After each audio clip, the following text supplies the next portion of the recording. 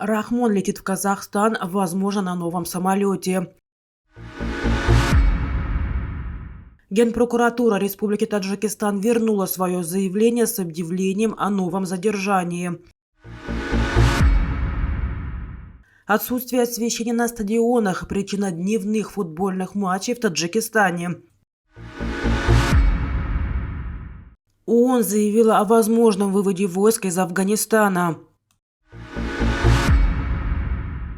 Эмомали Рахмон, президент Таджикистана, 3-4 мая должен посетить Казахстан с официальным визитом. Это первая поездка Рахмона за границу после покупки дорогостоящего президентского самолета у правительства Мексики, вызвавшей резонанс в обществе. 20 апреля президент Мексики Лопес Обрадор объявил в Твиттере: «Я сообщаю народу Мексики, что сегодня было подписано соглашение о продаже президентского самолета. Правительство Таджикистана перечислило 1 миллиард 658 миллионов 684 400 песо по официальной оценке». По его словам, правительство Таджикистана обязалось вывести президентский самолет из Мексики в течение 10 дней. Таким образом, этот самолет может приземлиться в Душанбе до конца апреля, и Рахмон сможет полететь на нем в Казахстан. Покупка частного самолета для президента Таджикистана, который в силу своей репрессивной политики со стороны свободных стран фактически не приглашается, а его поездки ограничиваются несколькими соседними странами, вызвали резкую критику со стороны оппозиции и активистов. В ходе визита президента Таджикистана в Казахстан будут рассмотрены новые перспективы сотрудничества двух стран в различных сферах. Также в рамках этой поездки состоится саммит таджикских и казахстанских бизнесменов в Астане, столице республики. Целью данного саммита является расширение торгово-экономического сотрудничества и поиск деловых партнеров среди предпринимателей, в котором участвуют представители официальных структур и предприниматели отраслей промышленности, сельского хозяйства, строительства, туризма, фармацевтики и другое. Генеральный прокурор Таджикистана вернул заявление об избиении солдат на свой официальный сайт. Повторяя предыдущую информацию, ведомство также сообщило о задержании подполковника военной части 0215 пограничных войск Государственного комитета национальной безопасности Республики Таджикистан. Согласно сообщению прокуратуры, 25 апреля было возбуждено уголовное дело в отношении начальника первой пограничной комендатуры ВАРУХ воинской части 0215 ГКНБ Республики Таджикистан подполковника Лазуриева Нусхата Хизматовича на основании статьи 391, часть 3 Уголовного кодекса Республики Таджикистан.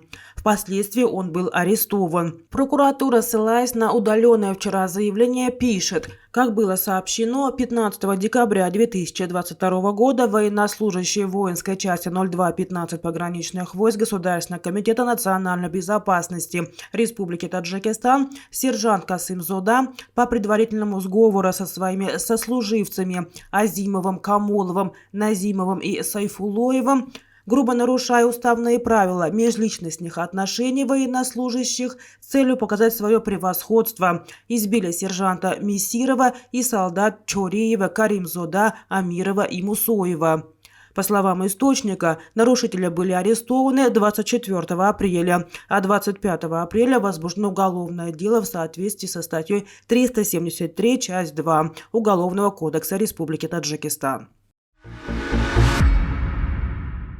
Пресс-служба футбольной лиги Таджикистана в своем телеграм-канале объяснила проведение матча чемпионата страны в дневное время отсутствием на большинстве стадионов Республики Таджикистан искусственного освещения. Таким образом, в футбольной лиге Таджикистана отреагировали на вопросы болельщиков о том, почему матчи высшей лиги чемпионата Таджикистана проводятся днем и в рабочие дни.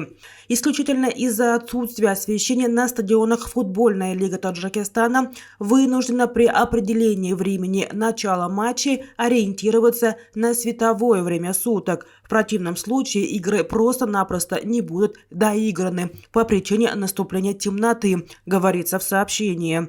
Пресс-служба уточнила, что на домашних аренах команд высшей лиги, за исключением Центрального республиканского стадиона в Душанбе и Центрального стадиона в Гесаре, нет систем искусственного освещения, отвечающих нормативным требованиям, либо прожекторы вообще отсутствуют. Также в футбольной лиге Таджикистана напомнили, что федерация и лига не могут нести ответственность за наличие или отсутствие освещения, качество газона, состояние трибун и стадиона в целом. Этими вопросами должны заниматься исключительно сами команды, участвующие в чемпионате. Одним словом, за чистоту и порядок в своем доме отвечаем мы сами, а не кто-то другой, резюмировали в пресс-службе футбольной лиги Таджикистана.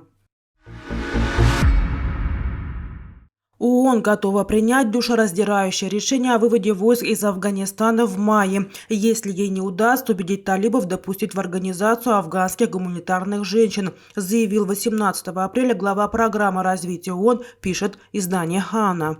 Представители ООН ведут переговоры с властями талибов в надежде, что в этом месяце они сделают исключение из указа, запрещающего местным женщинам работать в организации, заявила администратор ПРО-ООН Ачин Штайер, сообщает Ассоциация пресс. В этом месяце организация запретила женщинам-сотрудникам агентства ООН работать в стране, опровергнув критику этого шага, назвав его внутренним вопросом. В ответ ООН заявила, что рассматривает возможность продолжения операции в Афганистане. Заместитель генерального секретаря ООН Амина Мохаммед осудил этот шаг и заявила, что отказ от прав женщин в Афганистане просто невозможен.